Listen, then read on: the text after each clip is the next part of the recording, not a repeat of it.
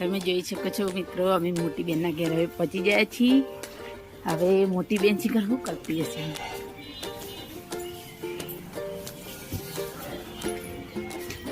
છે જયની, આ છે મારા મોટા બનેવી, છે મારી મોટી બેન.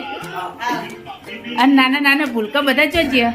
આ છે એનું ઘર, જો રસોડામાં કોઈ નથી. અને જો આખો દાડો ભાઈ બે આવી જ રહે. જો મોટા બનેવી કશું કોમ ધંધો કરતા નહીં, આખો દાડો ભાઈ બે જ રહે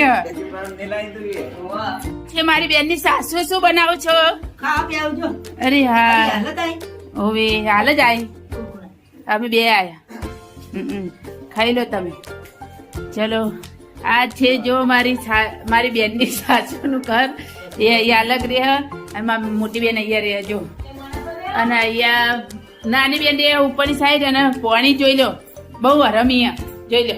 હા ગાઈસ, આખો દાડો હુઈ રહે. અને બનાવવામાં તો એને ફર્સ્ટ ક્લાસ આઈટમ આપણે મેગી જ ખવડાવશે બધાને. સાસરે જશે તો મેગી ખવડાવશે, અહીંયા તો મેગી જ ખવડાવશે, પણ ઉઠશે નહીં.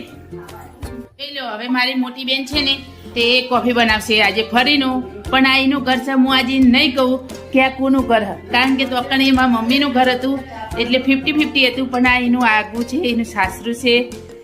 એ દાડે કોફી હારી બનાવી હતી, આજે હારી જ બનાવશે. મારી મોટી બેન ફર્સ્ટ ક્લાસ રસોઈ બનાવે છે બધી જ રીતે. તમે જોઈ શકો છો એનું રસોડું, પાણી. અને આ છે એની પાક્કી બેનપણી પરી.